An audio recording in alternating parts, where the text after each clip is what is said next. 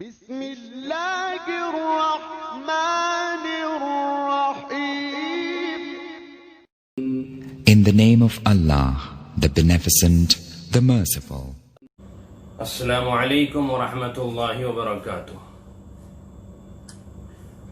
اعوذ باللہ من الشیطان الرجیم. بسم اللہ الرحمن الرحیم.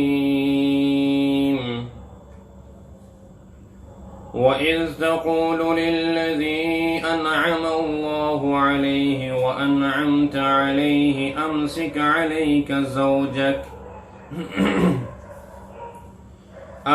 عَلَيْكَ زَوْجَكَ وَاتَّقِ اللَّهَ وَتُخْفِي فِي نَفْسِكَ مَا اللَّهُ مُبْدِيهِ وَتَخْشَى النَّاسَ وَاللَّهُ أَحَقُّ أَن تَخْشَاهُ. فَلَمَّا قَضَى زَيْدٌ مِّنْهَا وَطَرًا زَوَّجْنَاكَهَا لِكَيْ لَا يَكُونَ عَلَى الْمُؤْمِنِينَ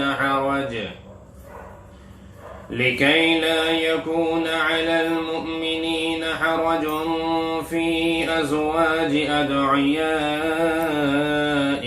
إِذَا قَضَوْا مِنْهُنَّ وَطَرًا. وَكَانَ أَمْرُ اللَّهِ مَفْعُولًا. صدق اللہ العظیم.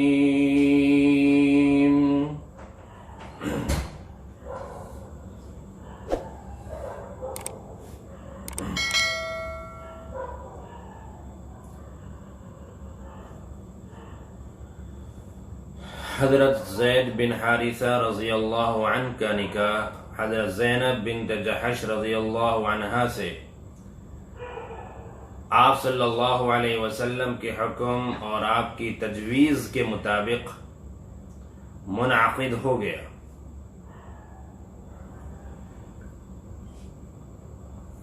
لیکن خاندانی برتری اور شرافت نفس کی بنا پر حضرت زینب بنت جحش رضی اللہ عنہا اپنے آپ کو بہتر سمجھتی تھی اور حضرت زید بن حارثہ رضی اللہ عنہا کو اپنے بالمقابل کمتر. یہی وجہ رہی کہ مزاج میں موافقت نہ ہوئی، آپس میں دل نہ ملے اور آئے دن کوئی نہ کوئی گلہ شکوہ حضرت زید بن حارثہ رضی اللہ عنہ کو رہتا تھا.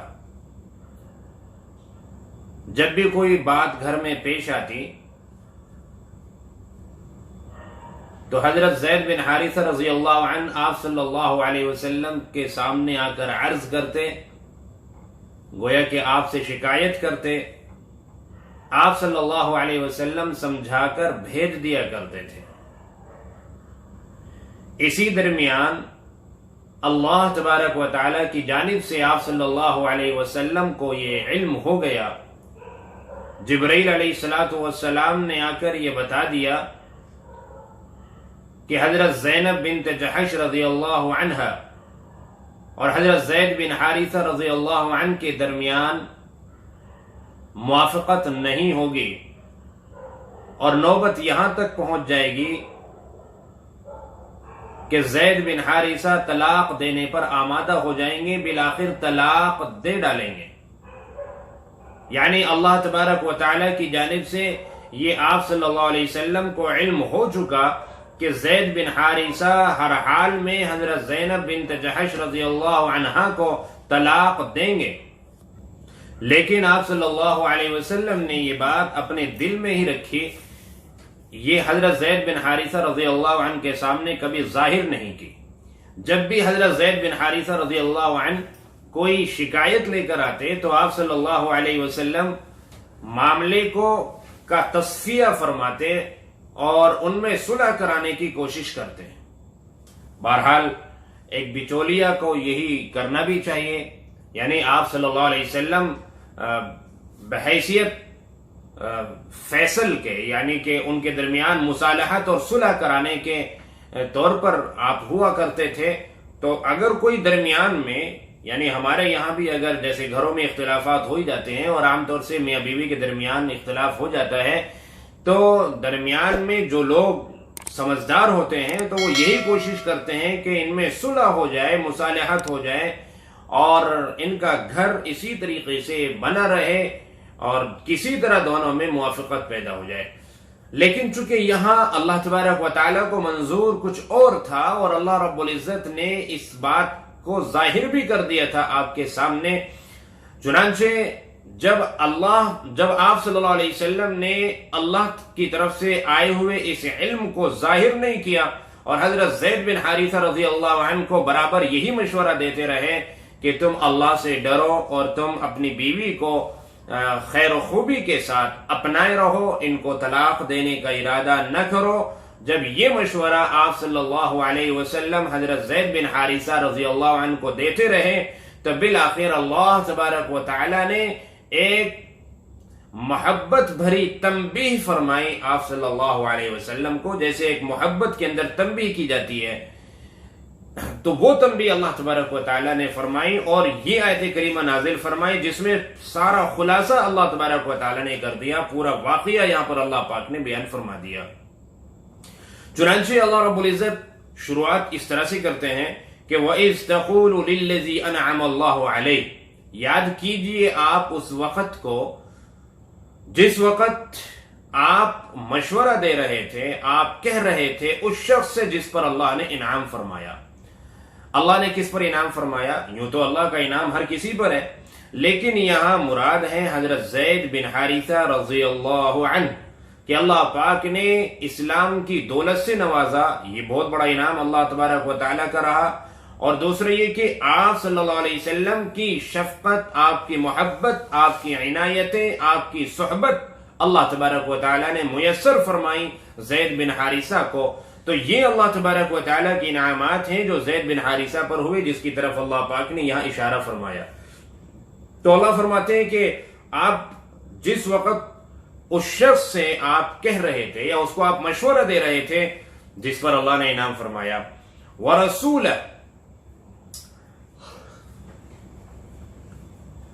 وَأَنْعَمْتَ عَلَيْهِ، اور آپ نے بھی انعام فرمایا. یعنی اللہ نے تو انعام کیا ہی، آپ نے بھی ان کے اوپر انعام کیا ہے، آپ کی بھی شفقتیں محبتیں رہی ہیں ان کے اوپر. یہ کون سی وہ شفقت اور محبت ہے، کون سا وہ انعام ہے جو آپ صلی اللہ علیہ وسلم نے حضرت زید بن حارثہ پر کیا؟ یوں تو بہت ساری شفقتیں ہیں، بہت سارے انعامات ہیں، گنوایا نہیں جا سکتا، لیکن بالخصوص زید بن حارثہ جو غلامی کی زندگی گزار رہے تھے، آپ صلی اللہ علیہ وسلم نے غلامی سے نجات دلائی، آپ نے انہیں آزاد کیا، آپ نے بڑی محبت اور شفقت سے ان کی ایسی تربیت کی کہ بڑے بڑے صحابہ کرام میں شمار ہونے لگا. زید بن حارثہ کو وہ مقام آپ کی بدولت ملا. تو یہ وہ خصوصی عنایات ہیں جو اللہ کے نبی صلی اللہ علیہ وسلم کی جانب سے زید بن حارثہ رضی اللہ عنہ پر رہی ہیں. تو اللہ فرماتے ہیں کہ یعنی کتنے خوبصورت انداز سے اللہ پاک نے حضرت زید بن حارثہ کا ذکر کیا ہے کہ جس پر اللہ نے بھی انعام کیا، آپ نے بھی انعام کیا. یعنی پہلے ہی یہ گویا کہ تمہیدی طور پر وضاحت کر دی گئی کہ نعوذ باللہ اللہ کی طرف سے یا آپ صلی اللہ علیہ وسلم کی طرف سے زید بن حارثہ پر کسی طرح کا کوئی ظلم، کسی طرح کی کوئی زیادتی نہیں ہوئی ہے، بلکہ اللہ کے بھی انعامات رہے زید بن حارثہ پر اور آپ صلی اللہ علیہ وسلم کی بھی انعامات اور شفقت اور عنایات رہی ہیں. اور اسی شفقت اور محبت کا یہ نتیجہ تھا کہ آپ صلی اللہ علیہ وسلم یہ مشورہ دیتے رہے زید بن حارثہ کو کہ امسک علیک زوجک، کہ اپنی بیوی کو آپ خیر و خوبی کے ساتھ اپنے نکاح میں باقی رکھیں، آپ طلاق دینے کا ارادہ نہ کریں. واتق اللہ، اللہ تبارک و تعالی سے ڈریں. اللہ سے ڈرنے کا ایک مطلب تو یہی ہے کہ بھئی طلاق اللہ کو بہت زیادہ ناپسند ہے، آپ طلاق کا تو آپ ذکر بھی نہ کریں. چونکہ زید بن حارثہ بھی بہت پریشان ہو چکے تھے، تنگ آ چکے تھے آئے دن کے جھگڑوں سے.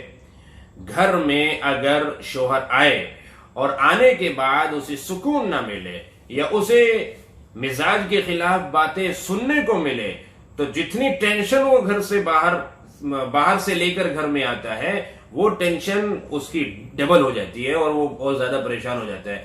آخر گھر ہی تو ایک ایسی پناہ گاہ ہے کہ جہاں انسان سکون حاصل کر سکتا ہے, باہر کی تکان اور جو ٹینشنیں وہ لے کر آیا تھا ان سے نجات حاصل کر سکتا ہے. لیکن اگر گھر میں بھی کلیش ہو اور گھر میں بھی اختلافات, لڑائیاں, جھگڑے اور مزاج کے خلاف واقعات پیش آتے رہیں, حالات پیش آتے رہیں, تو بہرحال انسان پریشان تو پھر اس کو ہونا ہی ہے. تو زید بن حارثہ رضی اللہ عنہ ان کا بھی کچھ یہی معاملہ تھا, تو بہت زیادہ پریشان ہو چکے تھے, تنگ آ چکے تھے. اور یہ قدرتی طور پر تھا, چونکہ یہ مزاج نہ ملنا اور دلوں کا نہ ملنا یہ کبھی کبھی بلکہ اکثر غیر اختیاری بھی ہوتا ہے نا, کہ دل نہیں ملتے ہیں. جتنے بھی ہیں سب کے دل کس کے قبضے میں؟ بھائی اللہ کے. سب کے دل اللہ کے قبضے میں. اللہ تبارک و تعالی جس کا دل جدھر جھکائے, جدھر مائل کرے تو اللہ ادھر مائل کر دیتے ہیں. اسی لیے آپ صلی اللہ علیہ وسلم ہمیشہ یہ دعا کیا کرتے تھے کہ یا مثبت القلوب ثبت قلبی علی دینک, اے دلوں کو جمانے والے میرا دل اپنے دین پر جمائے رکھیے. آپ صلی اللہ علیہ وسلم دعا فرماتے تھے, اے دلوں کو جمانے والے, اے دلوں کو پھیرنے والے, میرا دل اپنے دین پر جمائے رکھ. حضرت عائشہ رضی اللہ عنہا سے محبت آپ صلی اللہ علیہ وسلم اور بیویوں کی بنسبت زیادہ کرتے تھے, اور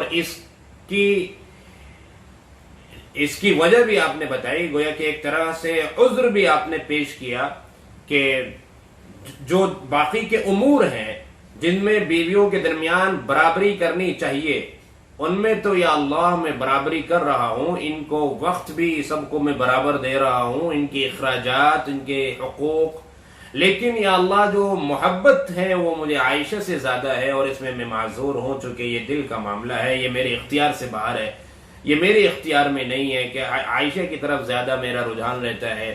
تو یہ ایک غیر اختیاری چیز بھی ہوتی ہے. تو حضرت زینب بنت جحش رضی اللہ عنہا اور حضرت زید بن حارثہ, ان کا مزاج ملا ہی نہیں ہے شروع سے, اور ان کے دل ملے ہی نہیں شروع سے. تو بہرحال طلاق تک نوبت پہنچی. تو اللہ فرماتے ہیں کہ آپ تو یہی مشورہ دیتے رہے کہ واتق اللہ, بھئی اللہ سے ڈرو, طلاق دینے کا خیال دل میں نہ لاؤ. اور گھر میں جانے کے بعد ان کی جانب سے حالانکہ زیادتیاں ممکن ہے کہ ہو رہی ہوں گی, لیکن تم اپنی طرف سے کسی طرح کے ان کے حقوق میں کوئی کوتاہی نہ کرنا, اور اس میں اللہ سے تم ڈرنا. یہ اللہ تبارک یہ آپ صلی اللہ علیہ وسلم مشورہ دیتے رہے حضرت زید بن حارثہ کو. تو اللہ فرماتے ہیں کہ وَتُخْفِي فِي نَفْسِكَ, آپ اپنے دل میں ایک بات چھپائے ہوئے تھے. وہ کون سی بات ہے؟ وہ وہی بات ہے جو اللہ نے حضرت زید بن حارثہ کو بتا, نعوذ باللہ, جو اللہ پاک نے آپ صلی اللہ علیہ وسلم کو بتا دی تھی, وہی بات آپ اپنے دل میں چھپائے ہوئے تھے. یعنی زید بالآخر طلاق دیں گے, اور ان کی طلاق دینے کے بعد جب عدت گزر چکی ہوگی تو زینب بنت جحش رضی اللہ عنہا کا نکاح آپ صلی اللہ علیہ وسلم سے کر دیا جائے گا. یہ بات آپ کو معلوم تھی, اللہ نے بتا دی تھی, لیکن اس کا اظہار آپ نے نہیں کیا تھا. تو اللہ فرما رہے ہیں وَتُخْفِي فِي نَفْسِكَ, آپ اپنے دل میں, اپنے اندر اس بات کو چھپائے ہوئے تھے. مَاللَّهُ مُبْدِي, جس بات کو اللہ ظاہر کرنے والے. یعنی آپ تو چھپائے ہوئے تھے, لیکن اللہ تبارک و تعالیٰ کو یہ بات ظاہر کرنی ہے. بے شک آپ کا یہ چھپانا ایک شفقت کی بنا پر تھا, آپ کا یہ چھپانا اس بنا پر تھا کہ لوگ غلط فہمی کے شکار نہ ہو جائیں, لوگ یہ نہ سمجھنے لگے کہ محمد صلی اللہ علیہ وسلم نے اپنے بیٹے کی مطلقہ بیوی سے نکاح کر لیا. کیونکہ بیٹے کی مطلقہ بیوی سے نکاح ایک عیب سمجھا جاتا ہے, اور آج بھی ہماری شریعت کے اندر بھی جو حقیقی بیٹا ہوتا ہے اس کی مطلقہ بیوی سے نکاح کرنا حرام ہے. باپ اپنے بیٹے کی مطلقہ بیوی کا مطلب جس کو طلاق دے دی گئی, اس سے آج بھی باپ نکاح کر ہی نہیں سکتا, جائز ہی نہیں ہے. تو یہ شرعاً بھی غلط ہے, اور معاشرے اور سماج کے اعتبار سے بھی اس کو غلط سمجھا جاتا ہے.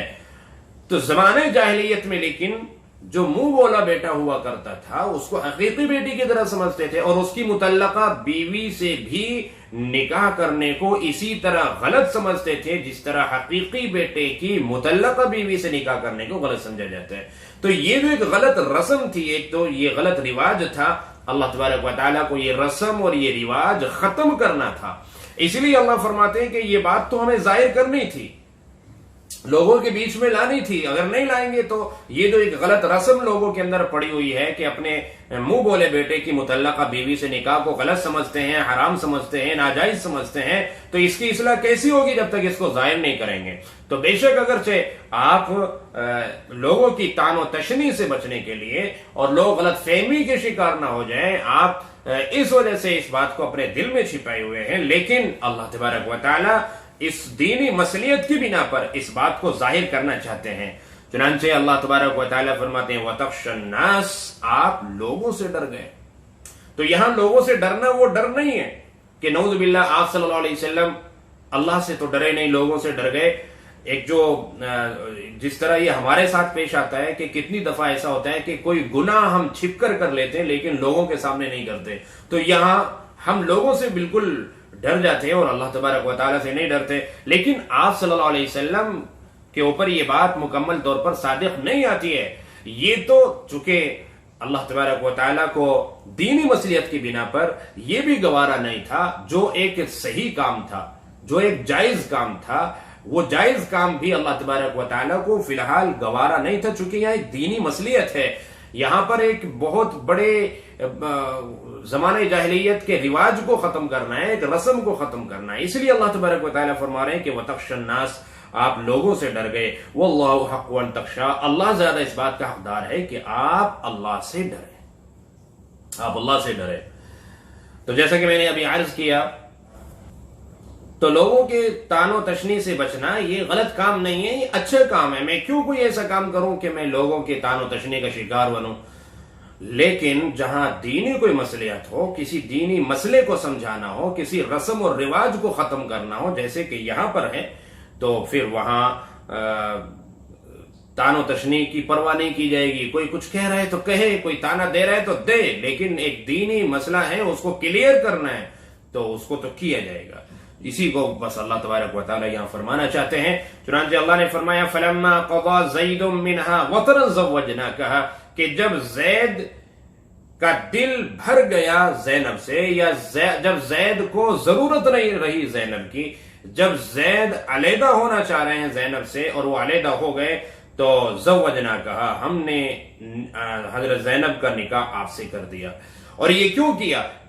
تاکہ پریکٹیکلی بھی لوگوں کے سامنے یہ مسئلہ کلیئر ہو جائے، یہ بات سامنے آ جائے کہ منہ بولا بیٹا حقیقی بیٹے کی طرح نہیں ہوتا۔ اگر جو تھیوریکل یعنی قرآن کریم کی آیت تو پہلے نازل ہو چکی ہے اسی صورت میں، اور اس میں یہ وضاحت کر دی گئی ہے کہ منہ بولا بیٹا حقیقی بیٹے کی طرح نہیں ہوتا، لیکن ہم عملی طور پر بھی اس بات کو بالکل واضح کرنا چاہ رہے ہیں، اور کبھی بھی آئندہ کسی بھی مومن پر اس پر عمل کرنے میں کوئی دشواری نہ ہو اور کسی طرح کا کوئی ڈر اور خوف نہ رہے، یہ بالکل کلیئر ہو جائے، واضح ہو جائے۔ اس لیے لِكَيْ لَا يَكُونَ عَلَى الْمُؤْمِنِينَ حَرَجٌ، تاکہ ایمان والوں پر کوئی حرج اور کوئی تنگی باقی نہ رہے، فِي أَزْوَاجِ أَدْعِيَائِهِمْ إِذَا قَضَوْا مِنْهُنَّ وَطَرًا، اپنے منہ بولے بیٹوں کی متعلقہ بیویوں سے نکاح کرنے میں کوئی ان کو تنگی نہ ہو آگے چل کے، اس لیے ہم نے یہ آپ کا نکاح زینب سے کر دیا۔ وَكَانَ أَمْرُ اللَّهِ مَفْعُولًا، اور اللہ تبارک و تعالیٰ کا فیصلہ تو پورا ہو کر ہی رہتا ہے۔ یہ اللہ کا فیصلہ تھا بھائی، حضرت زینب کا نکاح آپ سے ہونا یہ اللہ کا فیصلہ تھا، لہذا اللہ کا فیصلہ تو پورا ہونا ہی تھا، وہ سو ہو کر رہا۔ اللہ پاک ہمیں قرآن کریم کی ان آیات کو اور اللہ کی حکمتوں کو صحیح طور پر سمجھنے کی، ان پر ایمان لانے کی، اس کے مطابق عمل کرنے کی توفیق عطا فرمائے۔ السلام